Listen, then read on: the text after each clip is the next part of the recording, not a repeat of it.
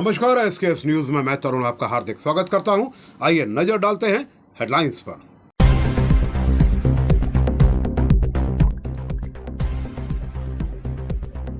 Overload truck ने dial 112 को मारी टक्कर, बेहोशी का ड्रामा पड़ा भारी।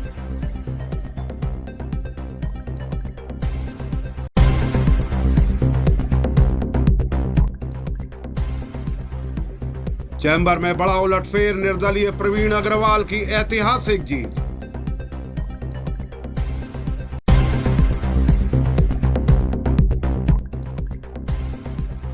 महिला प्रसूति गृह में गंदगी का अंबार, मरीजों की सेहत पर मंडराया खतरा।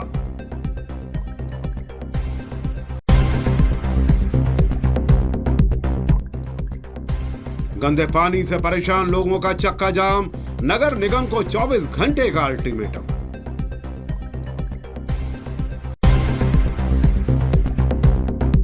अब खबरें विस्तार से। ग्वालियर के डबरा में रेत से भरे ओवरलोड ट्रैक्टर ने पुलिस डायल 112 की एफआरवी को टक्कर मार दी। हादसे के बाद पकड़ा गया चालक कार्रवाई से बचने के लिए बेहोशी का नाटक करने लगा, लेकिन अस्पताल पहुंचते ही उसकी पोल खुल गई। पुलिस ने आरोपी को गिरफ्तार कर ट्रैक्टर ट्रॉली जब्त कर ली है। ग्वालियर के डबरा में पुलिस डायल 112 की एफआरबी को रेत से भरे एक ओवरलोड ट्रैक्टर ने जोरदार टक्कर मार दी। यह हादसा डबरा सिटी थाना क्षेत्र के अररू तिराहे के पास हुआ, जहां पुलिस की एफआरबी खड़ी थी। टक्कर इतनी तेज थी कि वाहन का अगला हिस्सा बुरी तरह क्षतिग्रस्त हो गया। हादसे में एफआरबी में तैनात आरक्षक राजेश राजावत, जितेंद्र साहू और चालक धर्मेंद्र बघेल घायल हो गए हैं। घटना की सूचना मिलते ही डबरा सिटी थाना पुलिस मौके पर पहुंची और ट्रैक्टर चालक को हिरासत में ले लिया, लेकिन गिरफ्तारी के दौरान आरोपी ने कार्रवाई से बचने के लिए बेहोश होने का नाटक शुरू कर दिया। वह सड़क पर ही गिर पड़ा और काफी देर तक उठने का नाम तक नहीं लिया। पुलिसकर्मियों ने उसे उठाने की काफी कोशिश की, यहाँ तक कि गुदगुदी तक की, लेकिन वह टस से मस नहीं हुआ। इसके बाद पुलिस आरोपी को इलाज के लिए डबरा सिविल अस्पताल लेकर पहुंची। अस्पताल में डॉक्टर के सामने पहुंचते ही आरोपी अचानक सामान्य हो गया और उसकी कथित बेहोशी की सच्चाई सामने आ गई। पुलिस का कहना है कि आरोपी कानूनी कार्रवाई से बचने के लिए यह ड्रामा कर रहा था। पुलिस ने रेत से भरे ओवरलोड ट्रैक्टर ट्रॉली को जब्त कर थाने में खड़ा कर दिया है। आरोपी चालक के खिलाफ लापरवाही से वाहन चलाने, सरकारी संपत्ति को नुकसान पहुंचाने सहित संबंधित धाराओं में मामला दर्ज कर आगे की कार्यवाही शुरू कर दी है। देखिए, डबरा में ये हाईवे के पास में कुक्कू ढाबा के पास की घटना है, जिसमें डायल 112 जो है अपने रास्ते जा रही, तो आगे से एक ओवरलोड ट्रैक्टर था रेत का भरा हुआ, उसने लापरवाही पूर्वक गाड़ी को चलाते हुए डायल 112 को जो है टक्कर मार दी, जिसमें जो है गाड़ी को क्षति पहुंची है और हमारे जो ड्राइवर और उसमें जो स्टाफ बैठा था उसको भी चोट लगी। इसमें जो ट्रैक्टर चालक है उसको गिरफ्तार कर लिया गया है और ट्रैक्टर को जब्त कर लिया गया। इसमें एफआईआर दर्ज की गई पुलिस के द्वारा और इसमें एक्सीडेंट के साथ साथ माइनिंग की धाराएं भी लगाई गई हैं, क्योंकि अवैध ओवरलोड का ट्रैक्टर था जिसको जब्त किया गया है। और जो उसमें ट्रैक्टर चालक था, जब उसको पकड़ा गया तो उसके बाद वो लगातार बहाने बनाने लगा तबीयत खराब होने के। उसको हॉस्पिटल भर्ती कराया, जहाँ डॉक्टर ने उसका ढंग से इलाज किया तो अपने आप वो होश में आ गया। उसके बाद अभी उसकी जो है थाना डबरा सिटी द्वारा गिरफ्तारी कर ली गई है। विवेचना इसमें अग्रिम रूप से चल रही है। ग्वालियर में Madhya Pradesh Chamber of Commerce and Industries के चुनाव परिणाम में बड़ा राजनीतिक उलटफेर देखने को मिला है। अध्यक्ष पद के निर्दलीय प्रत्याशी प्रवीण अग्रवाल ने व्हाइट हाउस समर्थित प्रत्याशी पारस जैन को 617 वोटों के बड़े अंतर से हराकर ऐतिहासिक जीत दर्ज कर ली। चुनाव परिणाम आते ही व्यापारियों में जश्न का माहौल बन गया। Madhya Pradesh Chamber of Commerce and Industry के बहुप्रतीक्षित चुनाव के नतीजे घोषित हो चुके हैं। इस चुनाव में सबसे बड़ी जीत अध्यक्ष पद पर दर्ज हुई, जहां निर्दलीय प्रत्याशी प्रवीण अग्रवाल ने व्हाइट हाउस समर्थित प्रत्याशी पारस जैन को 617 वोटों के बड़े अंतर से पराजित कर इतिहास रच दिया। चुनाव में संयुक्त अध्यक्ष पद पर सुरेश वंसल, उपाध्यक्ष पद पर संदीप नारायण अग्रवाल, मानसेवी सचिव पद पर दीपक अग्रवाल, मानसेवी सह संयुक्त सचिव पद पर दीपक पमनानी और कोषाध्यक्ष पद पर मनोज अग्रवाल ने जीत दर्ज की। नतीजों की घोषणा होते ही व्यापारियों और समर्थकों में खुशी की लहर दौड़ गई। विजयी प्रत्याशियों के समर्थकों ने आतिशबाजी की, मिठाइयां बांटी और एक दूसरे को बधाई देकर जीत का जश्न मनाया। नवनिर्वाचित पदाधिकारियों को शुभकामनाएं देने वालों का भी तांता लगा रहा। मध्य प्रदेश चैम्बर ऑफ चुनाव प्रदेश के व्यापारिक जगत का सबसे प्रतिष्ठित चुनाव माना जाता है। अब तक चुनावी मुकाबला मुख्य रूप से व्हाइट हाउस और क्रिएटिव हाउस के बीच होता था, लेकिन इस बार पहली बार अध्यक्ष पद पर एक निर्दलीय उम्मीदवार मैदान में उतरा और रिकॉर्ड तोड़ मतों से जीत हासिल कर नया इतिहास बना दिया। गौरतलब है कि पिछले चुनाव में प्रवीण अग्रवाल व्हाइट हाउस के अधिकृत उम्मीदवार के रूप में विजयी हुए थे, लेकिन इस बार उन्होंने बागी तेवर अपनाते हुए निर्दलीय चुनाव लड़ा और शानदार जीत दर्ज की। जीत के बाद प्रवीण अग्रवाल ने चैम्बर की राजनीति से परिवारवाद खत्म कर सभी व्यापारियों को साथ लेकर चलने का संकल्प दोहराया। देखिए, ये निश्चित रूप से ये मेरी जीत नहीं है। ये चुनाव मैं नहीं लड़ रहा था, मैं तो एक चेहरा मात्र था। पूरा व्यापारी समाज इस चुनाव को लड़ रहा था और प्रत्येक व्यापारी इस बात के लिए एकजुट खड़ा हुआ था कि ये हाउस के अंदर जो एक तानाशाही चलती है, जो कुछ परिवार बैठ के तय करते हैं कि चैम्बर का भविष्य कौन होगा, उन्होंने आज ये तय कर दिया है कि चैम्बर के भाग्य विधाता आप नहीं बल्कि ग्वालियर शहर का, ग्वालियर चंबल संभाग का व्यापारी समाज है और ये इसी बात का जश्न है।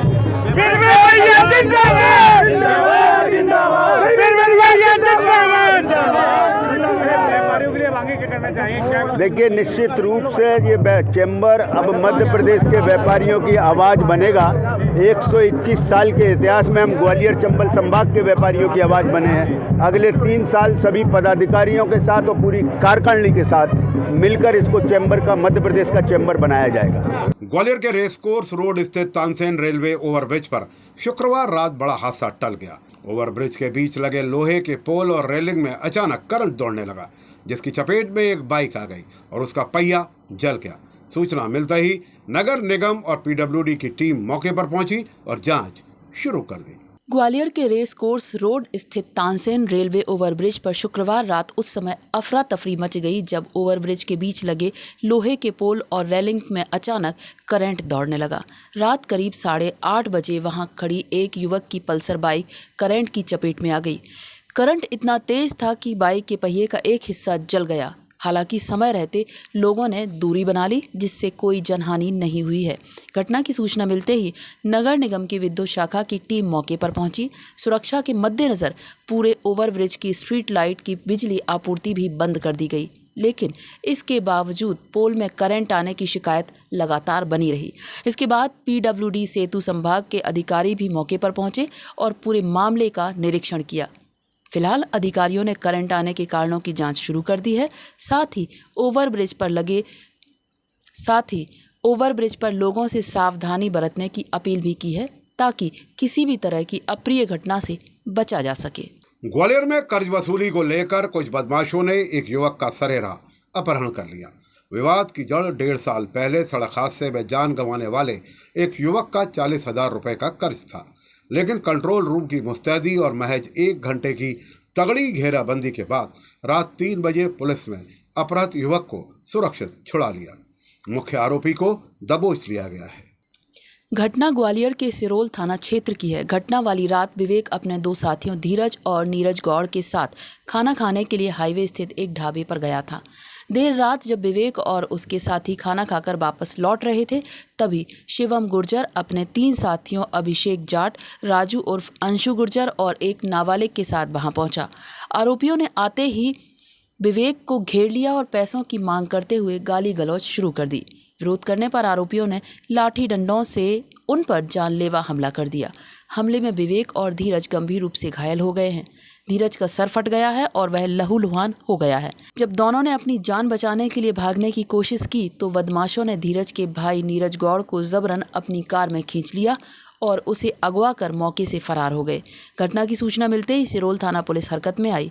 घायलों को तुरंत उपचार के लिए अस्पताल भी भेजा गया और पूरे शहर में नाकेबंदी कर दी गई। बदमाशों की कार की तलाश भी शुरू की गई।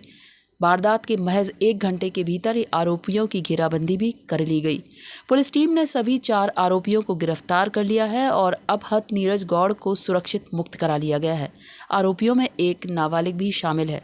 अब पुलिस आरोपियों से पूछताछ कर रही है ताकि घटना में शामिल अन्य पहलुओं का पता लगाया जा सके। ये 17 तारीख की रात्रि की बात है, 12:30 1 बजे की घटना है। इसमें एक युवक को 4 लोगों ने नीले रंग की बलोनो गाड़ी में ले गए, मारपीट की। इसमें पुरानी रंजिश का कारण बताया जा रहा है। 40,000 रुपये के लेन-देन का मामला था। इसमें इस लड़के को ले गए, लड़के के साथ मारपीट की। पुलिस को सूचना मिलने पर पुलिस ने चारों तरफ नाकाबंदी की और इसका पीछा किया गाड़ी का। इस दौरान ये जो लड़का है जिसको किडनैप किया था वो मौका पाकर भाग गया था। पुलिस ने उसको मेहनत करके उसको दस्तयाब कर लिया है और इसमें पुलिस ने सुसंगत धारा पकड़ पंजीबद्ध किया है। मामले में विवेचना की जा रही है। ये अभी आरोपी गिरफ्तार हुए? हाँ, इसमें आरोपी गिरफ्तार हो गए और लड़के का भी इलाज कराया जा रहा है। ग्वालियर के मुरार स्थित महिला प्रसूति गृह के सामने आई तस्वीरों ने स्वास्थ्य व्यवस्थाओं पर सवाल खड़े कर दिए हैं। अस्पताल परिसर में गंदे और बदबूदार पानी का जमाव मरीजों, गर्भवती महिलाओं और नवजात शिशुओं के लिए खतरा बन गया है। मामला सामने आने के बाद राजस्व विभाग ने जल्द ही समाधान का भरोसा दिया है। ये तस्वीरें किसी नाले या सीवर की नहीं बल्कि ग्वालियर के जिला अस्पताल मुरार के अधीन संचालित महिला प्रसूति गृह की हैं। जिस अस्पताल में हर दिन नई जिंदगियां जन्म लेती हैं, उसी परिसर में गंदा और बदबूदार पानी जमा होने से स्वास्थ्य व्यवस्थाओं की पोल खुलती नजर आ रही है। अस्पताल परिसर में फैला यह जल भराव मरीजों और उनके परिजनों के लिए भारी परेशानी का कारण बना हुआ है। सबसे ज़्यादा चिंता गर्भवती महिलाओं और नवजात शिशुओं की है, क्योंकि संक्रमण का खतरा उनके लिए सबसे अधिक होता है। बारिश के मौसम में हालात और भी गंभीर हो जाते हैं। गंदे पानी के कारण मच्छरों और बैक्टीरिया के पनपने की आशंका बढ़ जाती है, जिससे अस्पताल में आने वाले मरीजों की सेहत पर सीधा खतरा मंडराने लगता है। ऐसे में सवाल यह उठता है कि जब इलाज देने वाला अस्पताल ही साफ सफाई के बुनियादी मानकों पर खरा नहीं उतर रहा, तो मरीजों की सुरक्षा की जिम्मेदारी आखिर कौन उठाएगा? अस्पताल परिसर की यह बदहाल स्थिति स्वास्थ्य विभाग के दावों पर भी सवाल खड़े कर रही है। मामला सामने आने के बाद मुख्य चिकित्सा एवं स्वास्थ्य अधिकारी डॉक्टर मेघ सिंह सागर ने सिविल सर्जन से चर्चा कर समस्या के स्थायी समाधान के निर्देश दिए हैं। अब देखना होगा कि यह आश्वासन धरातल पर कितना उतरता है और महिला प्रसूति गृह की व्यवस्थाएं कब तक सुधरती हैं। ग्वालियर के वार्ड क्रमांक 27 में गंदे पानी की समस्या से परेशान लोगों का गुस्सा सड़क पर फूट पड़ा। मीरा नगर के रहवासियों ने चक्का जाम कर नगर निगम के खिलाफ जमकर प्रदर्शन किया। प्रदर्शनकारियों ने चेतावनी दी है कि यदि 24 घंटे में समस्या का समाधान नहीं हुआ तो नगर निगम कार्यालय का घेराव किया जाएगा। ग्वालियर के वार्ड क्रमांक 27 स्थित मीरा नगर में पिछले करीब 15 दिनों से गंदे पानी की सप्लाई से लोग परेशान हैं। रहवासियों का आरोप है कि नगर निगम में लगातार शिकायत करने के बावजूद भी समस्या का स्थायी समाधान नहीं किया जा रहा है। अधिकारियों द्वारा केवल औपचारिक कार्यवाही कर मामले को टाल दिया जाता है। इसी से नाराज होकर स्थानीय लोगों ने सड़क पर उतरकर चक्का जाम किया और नगर निगम के खिलाफ जमकर नारेबाजी की। प्रदर्शन के दौरान क्षेत्र के समाज सेवी एवं भाजपा नेता गणेश समाधिया भी मौके पर पहुंचे। उन्होंने प्रदर्शनकारियों को आश्वस्त किया और नगर निगम के अधिकारियों से फोन पर बात कर जल्द समाधान की मांग भी की। प्रदर्शनकारियों ने साफ चेतावनी दी है कि यदि अगले 24 घंटे के भीतर गंदे पानी की समस्या दूर नहीं हुई और शुद्ध पेयजल की व्यवस्था नहीं की गई तो सभी रहवासी नगर निगम कार्यालय का घेराव करेंगे। स्थानीय लोगों का यह भी कहना है कि वार्ड 27 के मीरा नगर, सुभाष कॉलोनी, नर्मदा कॉलोनी, आर्य नगर और आसपास के क्षेत्रों में लंबे समय से गंदे पानी की समस्या बनी हुई है। कई बार शिकायतों के बावजूद जिम्मेदार अधिकारियों की ओर से ठोस कार्रवाई नहीं की गई, जिससे लोगों में भारी नाराजगी है। अब क्षेत्रवासी जल्द समाधान की मांग कर रहे हैं। उसके बाद शुद्ध गंगा जल पिलाती है। वाह वाह प्रभु, पानी रे पानी तेरा रंग कैसा, जिसमें मिला लो उसी रंग जैस। अरे महाराज, इसको देखो आकर के, ये लोग परेशान है। मीरा नगर के लोग पूरे के पूरे गटर का मिक्स पानी पिलाया जा रहा है। गटर का मिक्स पानी। सब लोग आकर के माता बहनों से पूछो, इनसे कब से पानी आ रहा है। चलो जगह बताओ। बच्चे बीमार हो रहे हैं।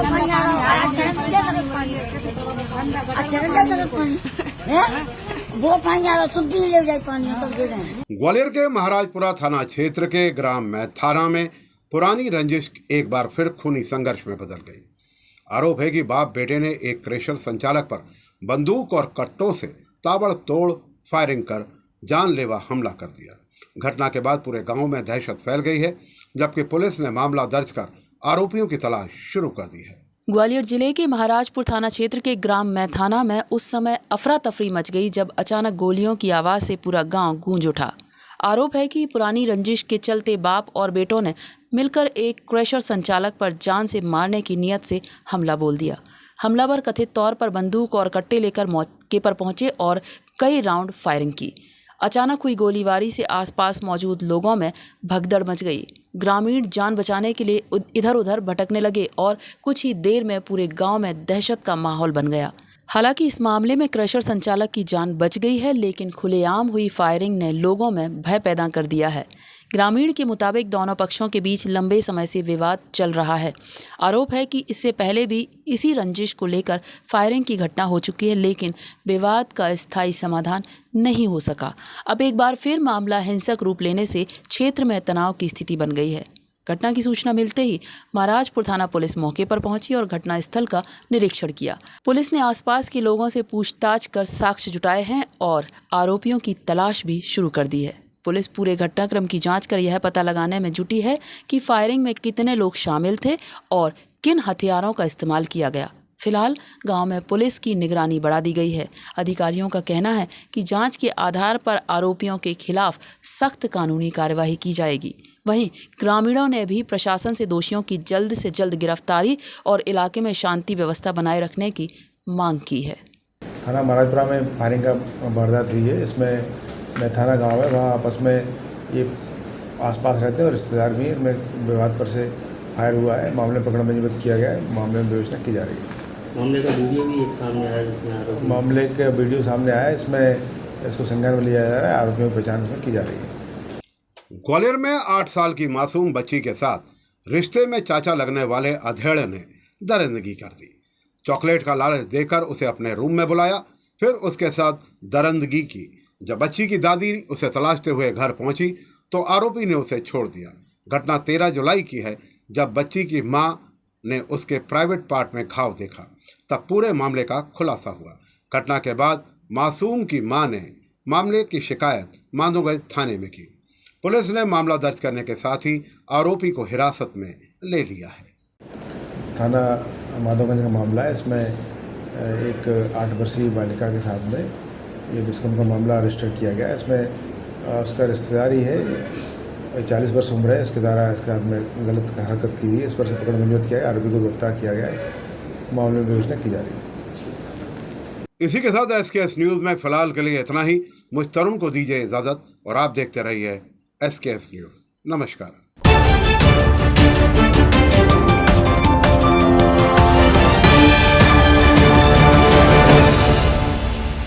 ग्वालियर और आसपास की हर छोटी बड़ी खबर निष्पक्षता और सबसे पहले देखने के लिए आज ही जुड़े SKS न्यूज के साथ। YouTube पर सर्च करें SKS न्यूज ग्वालियर और चैनल को सब्सक्राइब करें। Facebook पर हमारे पेज SKS ग्वालियर को लाइक करें और फॉलो करें। Instagram पर ताज़ा अपडेट्स के लिए SKS Live 24 को फॉलो करना ना भूलें।